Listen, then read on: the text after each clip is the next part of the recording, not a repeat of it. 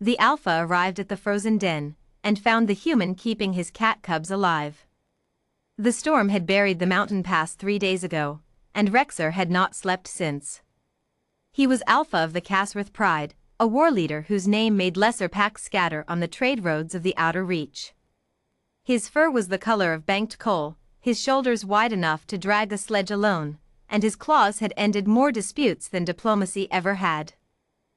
But none of that mattered now, because somewhere on this frozen mountain, in the den he had left guarded by 2 of his finest warriors, were his cubs, and the warriors were dead, and the den was silent, and the snow outside it was stained red in a way that made his chest cave in just to look at.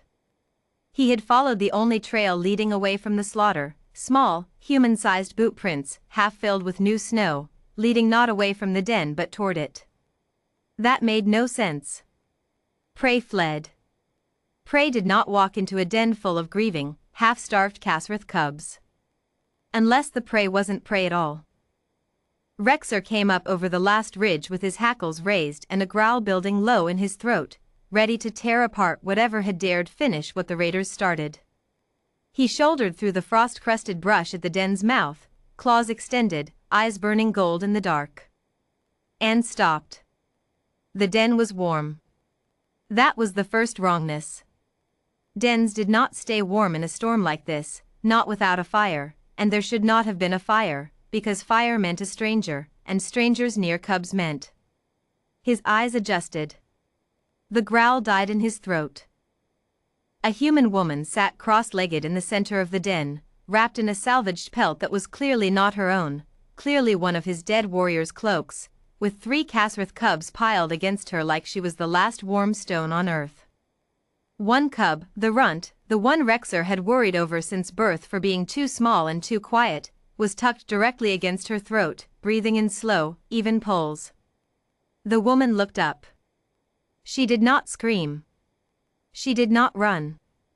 She went very, very still, the way prey did when they understood, in their bones, that running would not save them. "You're the father," she said. Not a question. Rexer's claws were still out. His voice, when it came, was a rumble that shook frost from the den's ceiling. "Why are my cubs alive, human?" "Because somebody had to," she said, and her voice cracked on the words, exhaustion bleeding through bravado. "The 2 on guard, your warriors, they were already gone when I found this place. I was running from the same men who did that to them. I heard crying. Cub crying. I followed it because I didn't have anywhere else to go, and I am not the kind of person who walks past a sound like that." "You are human," Rexer said, as if the word itself was an accusation. "Humans burned dens. Humans hunted Casrith pelts for coin. Humans had killed his own sister years ago, on a road not far from here. And you're a 7-foot murder cat with claws that could open me from throat to navel," Mara Ellison snapped back, too tired and too cold to be properly afraid anymore. "We're having a weird week. Get used to it." The runt cub stirred at her throat and made a thin, hungry sound. Mara's hand came up automatically, cupping the cub's skull with a gentleness that made something in Rexer's chest twist painfully. "He wouldn't eat," she said, quieter now. "Wouldn't take the milk paste I found in your stores. I had to warm it against my own skin first. Took 2 hours before he'd touch it." She looked down at the small dark head under her chin. "I've been awake since yesterday making sure none of them stopped breathing." Rexer's growl had gone, replaced by something he had no name for. He had seen humans cower. He had seen humans beg. He had seen humans fight, badly, for their own lives. He had never seen one sit in a den full of a predator species, exhausted past speech, simply because the crying needed to stop. "The raiders," he said slowly. "Tell me of them." 6 men. Pelt traders, I think. They had the curing salts, the stretching frames. They came for your mate's coat, I'm guessing, and found the den instead. Your guards killed 2 of them before they went down. The other 4 ran when the storm hit. I don't think they wanted to be caught up here when it really started coming down." Mara's jaw tightened. "I should have been faster."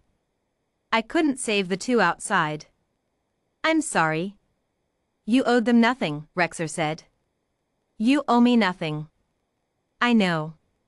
She met his eyes, and there was no submission in it, no plea, just plain, bone-deep stubbornness. Didn't do it for you. Did it for them. She nodded down at the cubs. Rexer moved into the den at last, slow, deliberate, the way he might approach a wounded ally rather than a threat. He knelt, an alpha of the Kasrith pride, kneeling, and the cubs, sensing him, lifted their heads and began to make small, frantic sounds of recognition, struggling out of the human's lap toward their father. He gathered them against his chest, one by one, burying his muzzle in soft fur that still smelled, faintly, of wood smoke and human and the milk paste from his own stores. The runt Isail, he would learn later was the name his mate had already chosen, pressed his small face into Rexer's throat and went utterly limp with relief. For a long moment, Rexer simply held them and breathed. Then he looked at Mara Ellison, who was watching the reunion with her arms wrapped around her knees, looking, for the first time, like she might actually be about to cry. You will not leave this den a stranger, Rexer said. I wasn't planning on staying. I was planning on surviving the night and then finding the next valley over before those 4 men come back with more friends. She tried for a smile and didn't quite manage it. No offense, but a den full of grieving murder cats isn't exactly where I want to be when the adrenaline runs out. The 4 men will not return, Rexer said, and something ancient and final moved behind his eyes. I will see to that personally, before the storm breaks. And then? And then, Rexer said, settling the cubs more securely against himself, watching her with an attention that was no longer predatory but something closer to reckoning, you will tell me your name again. Slowly. Because I intend to remember it for a very long time, Mara Ellison. The Kasrith pride does not forget a debt of this size, and we do not forget the ones who pay it without being asked. Outside, the storm howled on, indifferent. Inside, for the first time in 3 days, the den was full of small, contented sounds, 3 cubs breathing easy against their father's chest, and a human woman, finally, letting herself close her eyes. When the raiders' 4 survivors stumbled back through the past 2 days later, hoping the cold had finished what they'd started, they found something far worse waiting in the rocks above the trail. Rexer made it quick. He was, after all, a busy father, and there was a human waiting back at the den who'd want to know it was over before she let herself rest properly. He found, climbing back through the snow with red on his claws and the storm finally breaking into pale gold morning light, that he was in something of a hurry to tell her. That, too, was new. He decided he didn't mind it at all.